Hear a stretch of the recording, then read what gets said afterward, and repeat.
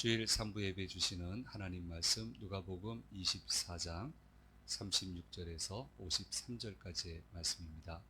계시의 말씀을 화면을 보면서 같이 읽을 때 살아계신 하나님의 음성을 듣는 시간이 되시기 바랍니다.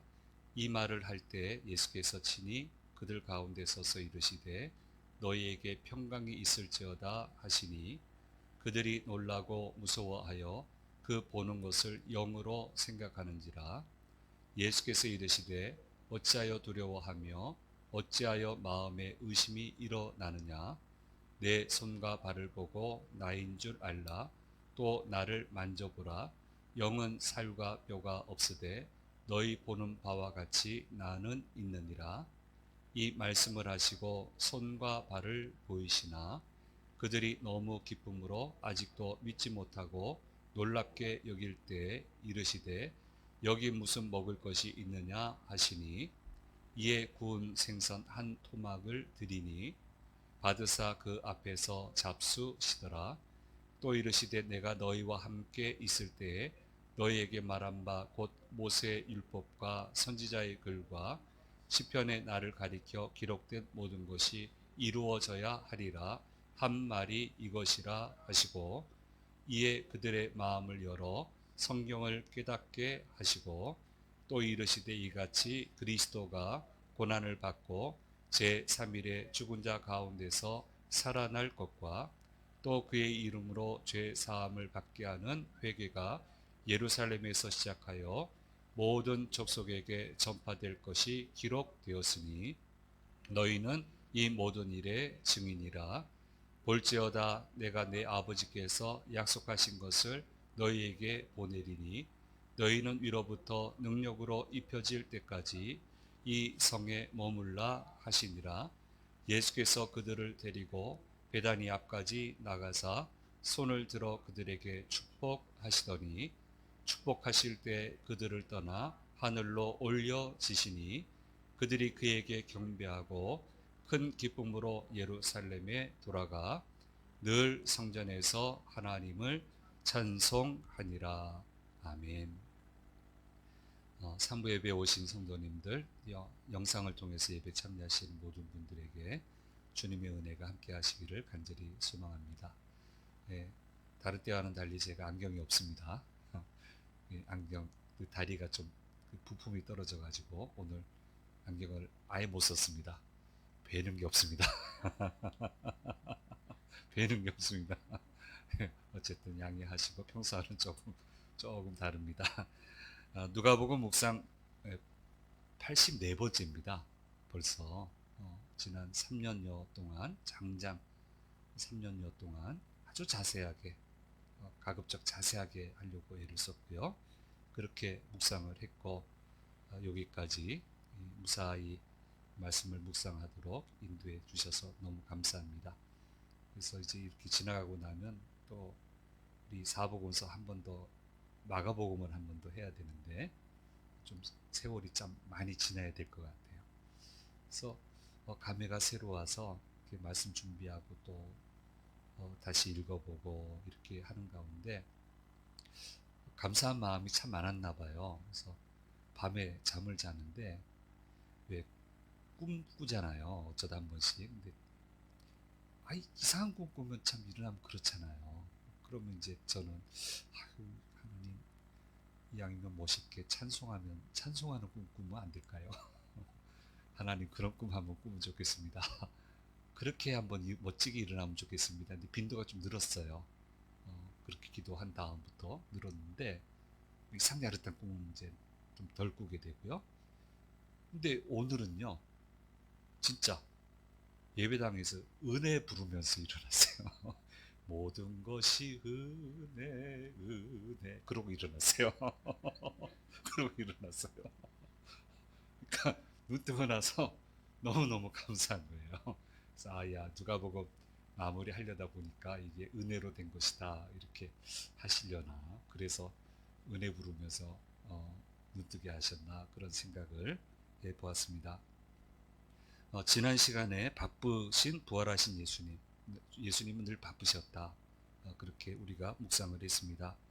근데 이 마지막 부분에서도 여전히 바쁘신 예수님의 모습을 우리는 발견해 볼 수 있습니다. 그런데 주님의 바쁘심은 저와 여러분을 위한 바쁘심이에요. 우리를 위한 바쁘심이에요. 바쁜 내용을 보세요. 다 우리를 위한 거예요. 그런데 우리를 위하여 그 바쁘신 게 본인을 위하는 거다라고 생각을 하시는 거예요. 그게 나를 위하는 거다. 너희를 위해서 바쁜 것이. 그래서 이 마지막 순간까지 마지막을 정리하면서 늘 설교하는 목사지만 이 본문으로 뭐 몇 번을 설교를 했겠어요. 그런데 늘 기대하는 게 있는데 이번에는 바쁘신 예수님에 대해서 이렇게까지 마지막 순간까지 우리를 위해서 바쁘신 예수님에 대해서 묵상을 하면서 얼마나 감사하게 됐는지 몰라요. 그래서 예수님 바쁘십니다. 여전히 바쁘십니다. 하늘 보좌 우편에 앉으셔서도 우리를 위해서 기도하시느라고, 노심초사하시느라고, 앞뒤 좌우를 보시고 잘 이끄시느라고, 악한 마귀의 공격을 막아주시느라고 너무너무 바쁘신 거예요. 근데 이게 본인을 위하는 거다. 얼마나 감사합니까? 그래서 여전히 바쁘신 주님을 우리가 묵상한다면 아무래도 걱정을 덜어낼 수가 있죠. 무슨 일을 하든 간에 용기를 가지고 할 수 있죠. 내가 한 90 바쁘면 주님은 한 200 바쁘다 이렇게 생각이 드니까 내가 캐치 못하는 것도 좀 하고 계시잖아요. 그걸 믿는다면, 그 믿음이 있다면 얼마든지 모든 것을 침착하게 잘 풀어나갈 수 있게 되는 겁니다. 그래서 이 말씀을 보면서 너무 감사하고요. 이 바쁘신 부활하신 예수님 승천하시기까지 그 행보를 오늘 말씀에서 잘 정리를 해주고 있습니다. 첫째로 누가복음은 다른 복음서와는 달리 설득력 있게 부활하신 예수님의 나타나심을 정리를 해서 기록을 하고 계십니다. 우선은 빈 무덤을 보여줘요. 그 이제 알고 있는 사람한테 베드로가 봤잖아요. 제자들이 봤잖아요. 여인들이 봤잖아요. 근데 거기서 짠 하고 나타나시면 기절하셨나? 그럴 거 아니에요. 우리가 잘못 알았나? 뭐 이렇게 할 거 아니에요. 그러니까 그렇게 나타나지 않으세요. 일단 빈 무덤을 보여주시고, 살아나셨나? 천사들이 살아났다고 했는데, 이렇게 지금 하고 있다가 누가 보면 그렇게 이제 구성을 해요. 그 다음에 엠마오로 가는 두 제자에게 나타나십니다. 이건 사도가 아니고 사도 외에 예수님 믿고 따르는 제자들에게 보여주시고요. 그들이 예루살렘에 돌아와서 우리가 엠마오 가는 길에 봤습니다. 그런데 예수님하고 얘기하다가 예수님인 걸 알았더니 뿅 하고 사라졌습니다. 예수님이 사라졌습니다. 이렇게 신비하신 예수님, 부활하신 예수님, 이런 증거를 하니까 우리도 봤다, 빈무덤 봤다, 우리도 들었다, 뭐 이렇게 해서 교감이 막 이루어지고 있는 그 상황 가운데 예수님이 딱 나타나셔요. 그래서 이 나타나신 장소는 최후의 만찬을 하신 장소로 그렇게 이해를 하고 있습니다. 그래서 단번에 나타나신 게 아니고 여러 단계에 걸쳐서 부활에 대한 확신을 주시고자 믿을 수 있도록 모든 순서를 잘 배열을 하고 이렇게 나타나셨다라고 하는 것을 증거를 해주고 있습니다. 부활하신 예수님은 이전의 몸과는 다릅니다. 안 드셔도 돼요. 사실은 몸이 다릅니다. 옛날에는 뿅 하고 하실 수 있지만 안 하셨잖아요. 인간의 몸의 한계. 근데 이제는 얼마든지 되거든요. 근데 기뻐가지고 기쁜데 이걸 참 믿어야 되나. 지금도 이런 판에 빈무덤에서 나타나셨으면 이거 지어서 얘기하는 사람들처럼 기절하셨나 할 거란 말이에요. 지금도 이러는데 이들의 믿음을 확신시켜 주시기 위해서 여기 먹을 게 없냐 그랬더니 군 생선 한 토막이 있습니다. 이걸 가져오라 하고 맛있게 드시는 그런 모습을 보여주시고 계십니다. 그래서 핵심 그룹이 그야말로 핵심 그룹이 여기 있는데 역할을 해야 되는 그룹이 있는데 이 사람들은 확실히 믿어야 되거든요. 그러니까 이들의 믿음이 확실히 확실한 믿음이 될 수 있도록 온갖 노력을 다하시는 예수님의 모습. 나도 노력을 하죠. 근데 예수님의 노력이 더 하세요. 인간적인 표현으로 하면은 내 노력과는 비할 바가 안 돼요. 어떻게 그 타이밍을 맞추시냐고요. 어떻게 사람의 감정을 그때 움직여 주시냐고요. 어떻게 이 대목에서 이게 발견되게 하냐 말이에요. 정말 기가 막혀요. 어떻게 이렇게 완벽하게 해내실까? 그러니까 얼마나 노력하시는지 몰라요. 우리 안목에서 보면은 한 순간도 틀리지 않게 하기 위해서 정말 열과 성을 다하시는 그 예수님의 모습을 보게 됩니다. 그래서 사역하실 때도 그렇게 하셨는데 부활하고 나셔서도 여전히 그런 모습을 보여주시고 있다는 데 대해서 굉장히 마음이 뭉클합니다. 참 뭉클해요. 이렇게 노력하시는구나. 나도 노력해야지. 나도 노력해야지. 믿음은 그저 만들어지는 게 아닙니다. 믿음이 생기려면 우선 부활하신 예수님을 만나야 됩니다. 부활하신 예수님을 만나면 믿음의 가장 큰 장애물인 의심이 사라지게 됩니다. 그렇게 예수님을 만나야 되는데 그런 만남의 중간 통로 역할을 하는 게 바로 우리들입니다. 예수님을 먼저 믿는 우리들입니다. 우리들이 그 역할을 해가야 되고 그런 길을 열어가야 되고 나도 확실한 믿음을 가져야 되는데 그렇게 되기 위해서는 우리도 노력을 많이 해야 되는 겁니다. 노력해야 돼요. 믿으려고. 큰 믿음 달라고 구하고 그 믿음이 확실할 수 있도록 정말 집중해서 노력을 해야 돼요. 그래야 믿음이 굳건해지는 거예요. 굳건해진 믿음의 역사가 일어나는 거예요. 그저 되는 거 아닙니다. 주변에 계신 분들과 교회에 오시는 분들이 주님을 만나실 수 있도록 주님을 만나서 확신을 가지게 할 수 있도록 먼저 믿는 사람들이 더 노력을 해야 됩니다. 우리한테 맞추라고 하지 말고 거기까지 내려가서 그분들이 여기서 예수님만 만날 수 있도록 기도 응답을 받을 수 있도록 살아계신 주님의 능력을 체험할 수 있도록 그렇게 노력을 해야 되고 교회는 그래서 있는 곳이에요. 그렇게 주님을 만나면 인생이 달라지잖아요. 가치관이 달라지고 사는 방법이 달라지고 그래야 되는 겁니다. 제가 LA 영락교회에서 강좌를 진행을 하면서 할아버지 할머니들에게 이렇게 도전을 드렸다고 얘기한 적이 있습니다.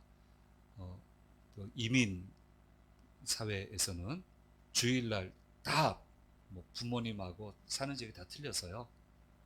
가깝지 않거든. 가깝다고 해도 1시간 정도가 아주 가까운 거니까 볼 기회가 없어요. 손주들을. 그러니까 주일날 교회 와서 다 보는 거예요. 교회 학교 시간, 예배 시간 이렇게 해서 보고 도서실에서 애들 기다리고 애들 끝날 때까지 기다리고 이렇게 해서 이제 보는데 우리 자식들 사람 전 세계가 공통적이지만 우리도 유별나잖아요. 그러니까 손녀들이 막 와서 할아버지 할머니 나 이거 갖고 싶어요. 그러면 그래 그거 내가 사줄게 막 이런단 말이에요. 그 여러 번 들었어요. 그래서 그 강좌에 할아버지 할머니들 제법 들어와 계셔가지고 그냥 사주지 마세요. 그냥 사주지 마세요. 그러지 마세요. 그 대신 이렇게 얘기하세요. 네가 그거 갖고 싶다고 했는데 내가 그렇게 사줄 마음이 좀 있는데 한 주간 네가 작정 기도해라. 내 마음이 변하지 않도록. 내 마음이 변하지 않도록 네가 기도해서 내가 다음번 세러데이 때 그 마음이 안 변하면 세러데이 때 내가 그걸 사가지고 썬데이 서비스 때 너한테 줄게. 내 마음이 변하지 않도록 현재까지는 긍정적인데 내 마음이 중간에 부정적으로 안 바뀌도록 기도해라. 그렇게 하고 어차피 줄 건데 어차피 줄 건데 그렇게 하고 주일날 와서 또 기도했냐? 그럼 애들 다 기도합니다. 해요. 그만큼 그 절실하거든요. 그러면 너 기도 열심히 해서 내 마음이 안 변했다 하고 주는 거예요. 왜 그걸 시키겠어요? 기도에 대한 성공 경험을 가져야 되거든요. 어릴 때부터. 기도하면 하나님이 들으시는구나. 그러면 주님을 인격적으로 만날 기회가 많아져요. 아주 어려서부터 주님을 인격적으로 만나면 인생이 달라져요. 제가 잘 쓰는 표현으로 어디까지 갈지 몰라요. 하나님이 붙들고 가시면 어디까지 갈 줄 몰라요. 그래서 성공 경험이 중요합니다. 이렇게 굉장히 진지하게 들으셨는데 뭐 많이 하실까 했더니 정말 많이 하셨어요. 90%는 안 돼도 한 70에서 80%는 하신 것 같아요. 그렇게. 그래서 또 간증도 하세요. 목사님 얘기 듣고 그렇게 했다고. 사실 줄 건데 그렇게 해서 줬다고 이렇게 피드백을 주시니까 그 사이가 솔직한 사이잖아요. 그러니까 다 얘기하시거든요.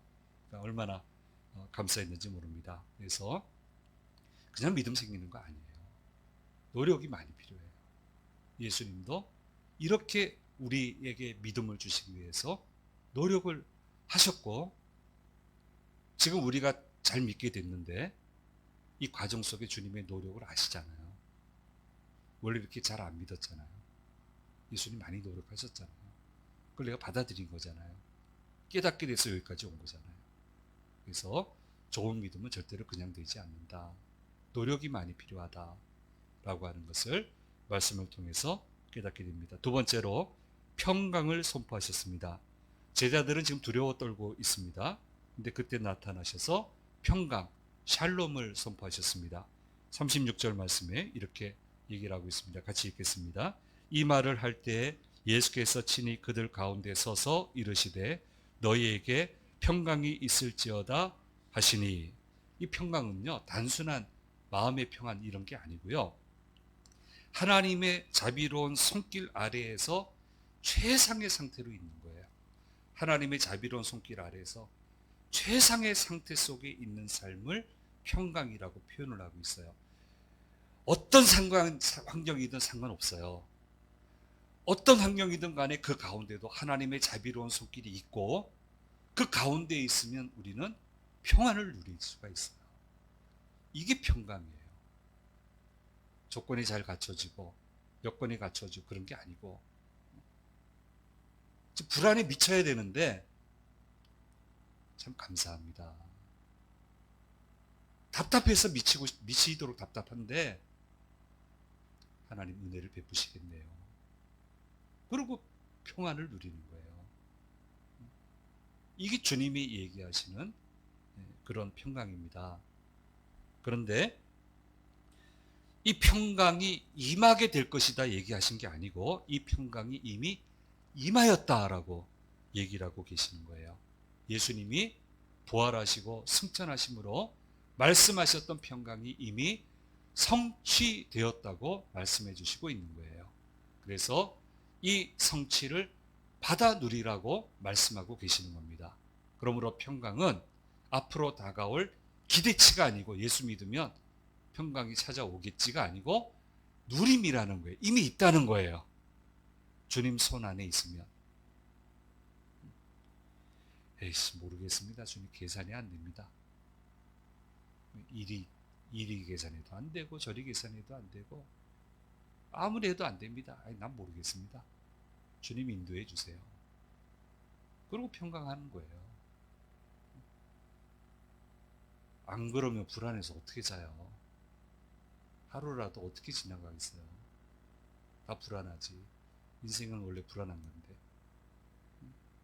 다 불안하죠. 그런 세계 속에서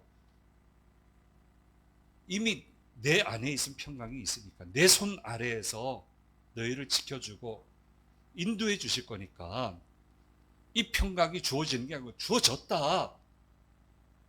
그러니까 믿음으로 그 평강을 받아 누려라.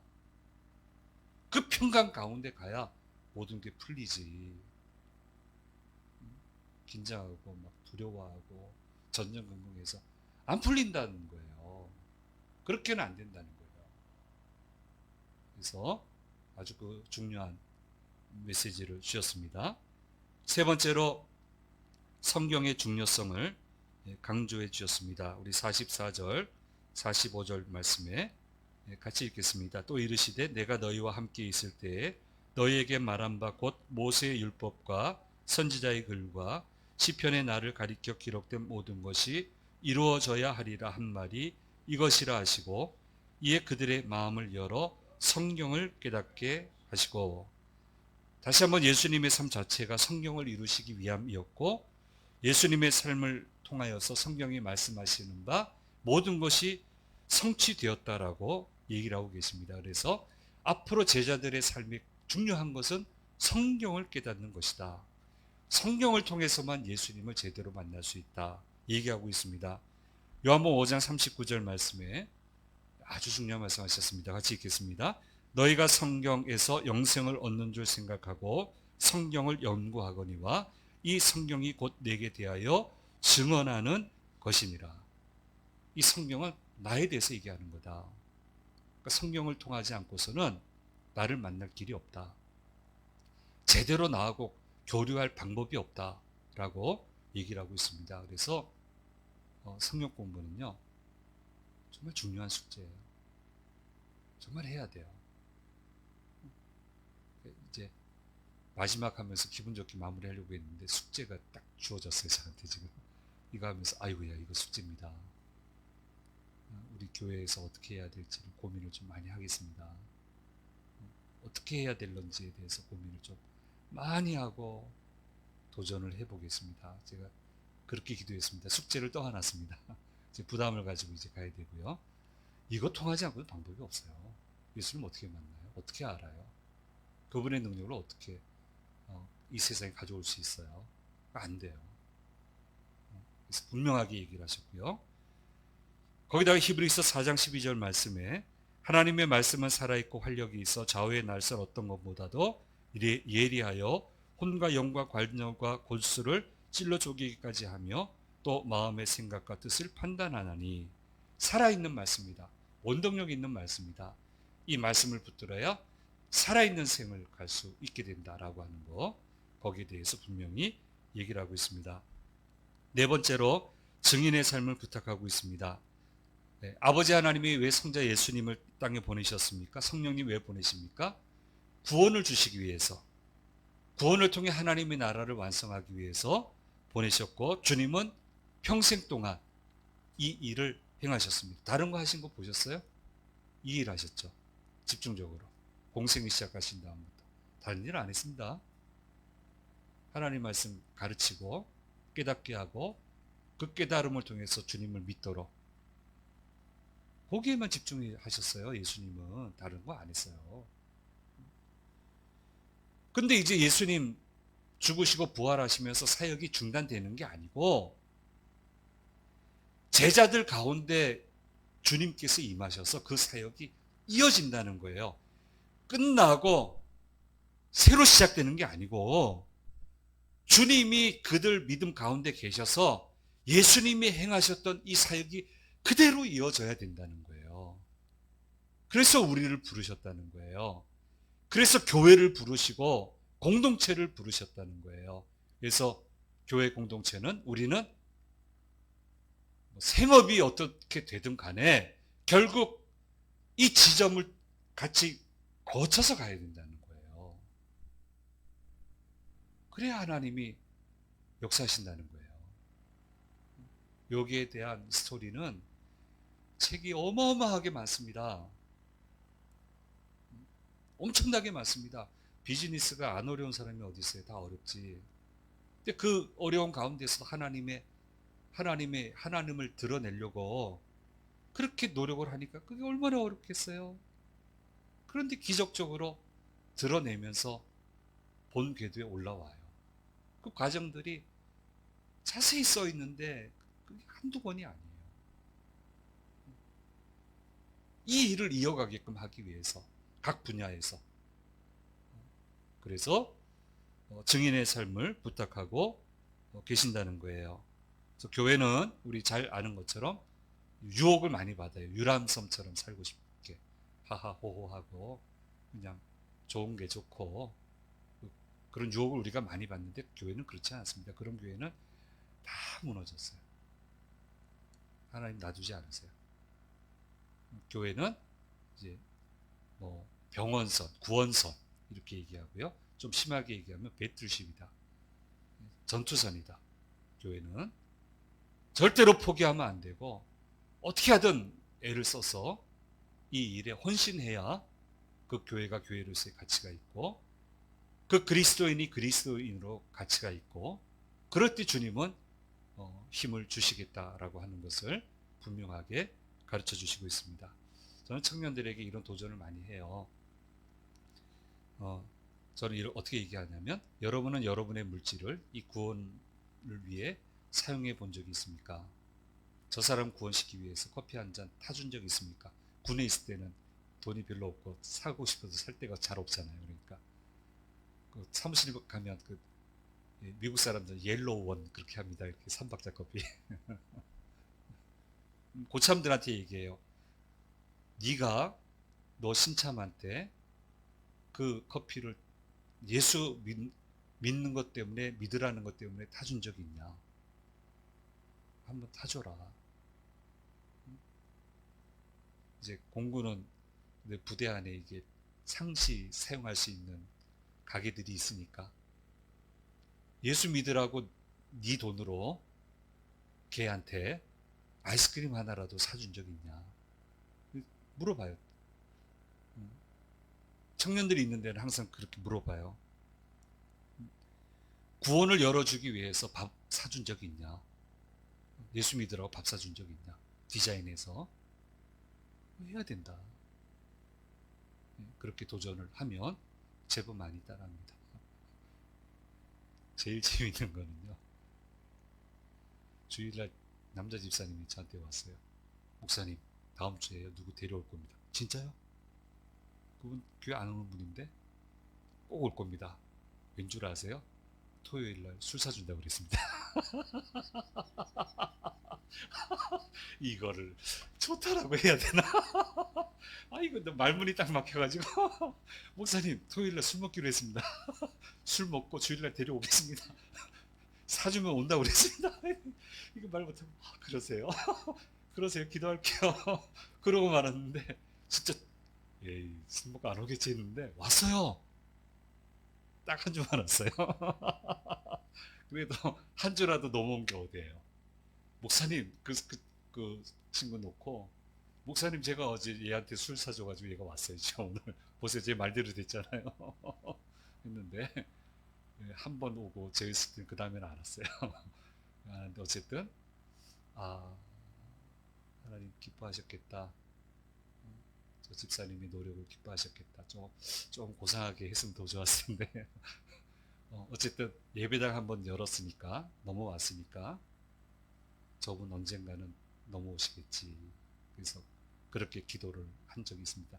제일 극적이고 재밌었던 내용입니다. 제가 제일 감동받았던 스토리 중에 하나는 주일날에는 예배당에 자기 차를 안 타고 간대요. 택시를 탄대요. 택시를 타면 기사님 몇 시간 일하시면 얼마 버세요? 그런데요. 얼마 봅니다. 그러면 그 돈 제가 드릴 테니까 저하고 같이 지금 예배 시간이니까 예배 드리고 교회밥 맛있게 드시고 그리고 다시 운행하시죠. 그러면은 제법 많은 분이 들어온대요. 자기도 좋잖아요. 그 돈보다 좀 더 받고 자기가 열심히 운행한 것보다 더 받고 밥 먹고 사람 대접받고 아주 귀한 대접받고 그렇게 해서 전도한다는 얘기 듣고는 제가 기겁을 했어요. 이렇게도 할 수 있는 거구나. 그 희한한 거예요. 그러니까 그 교회가 부흥하고요. 그 분이 하나님이 은혜를 부어주셔요. 은혜를 부어주시면요. 어느 누구도 못 막아요. 하나님 축복하시기로 작정하면 어느 누구도 못 막아요. 역사가 일어나요. 그래서 늘 마음에 새기고 있습니다. 예수님이 명령하신 이 사역이 계속되도록 우리는 끊임없이 우리 자신을 내어드려야 된다라고 하는 것을 깨달을 수 있게 됩니다. 그리고 네 번째로 성령을 받아 능력이 입혀져야 된다고 말씀하셨습니다. 이제 다음 주일 1, 2부 때 주로 말씀을 드릴 겁니다. 성령의 능력을 덧입어야만 이 모든 것을 해낼 수 있다라고 하는 것을 말씀을 해 주시고, 그래서 약속하신 성령이 올 때까지 예루살렘을 떠나지 마라, 그렇게 얘기를 하고 있습니다.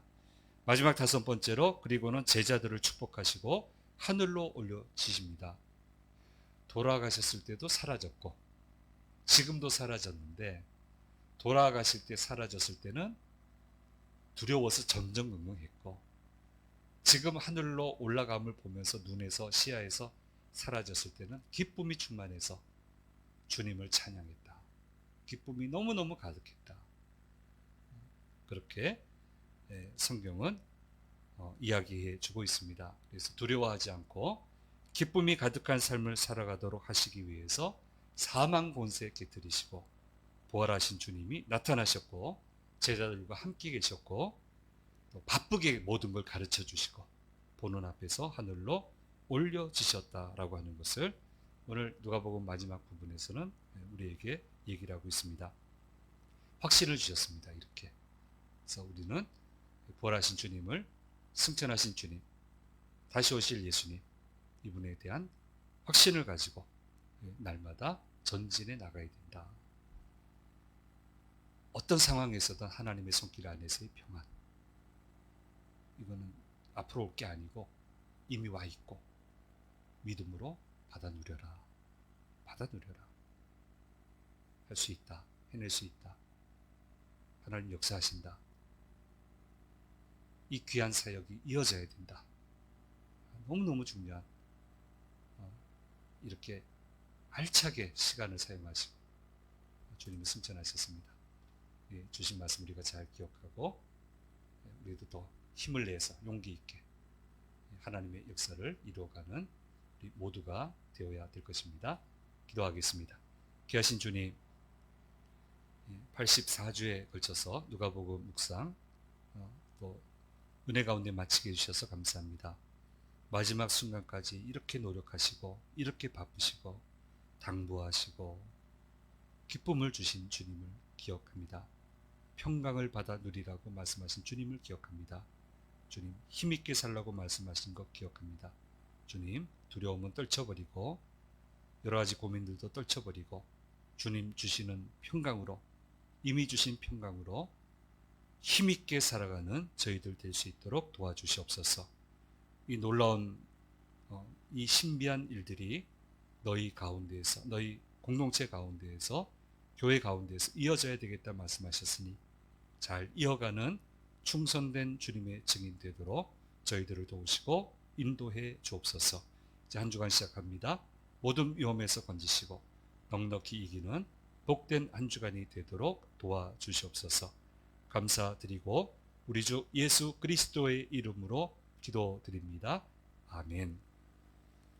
지금은 우리 주 예수 그리스도의 은혜와 아버지 하나님의 놀라우신 사랑하심과 성령님의 늘 함께 하심이 머리 숙인 자녀들과 자녀들의 한 주간의 삶 가운데 주심 재단과 대한민국 위에 영원히 함께 하시기를 간절히 축원하옵나이다. 아멘.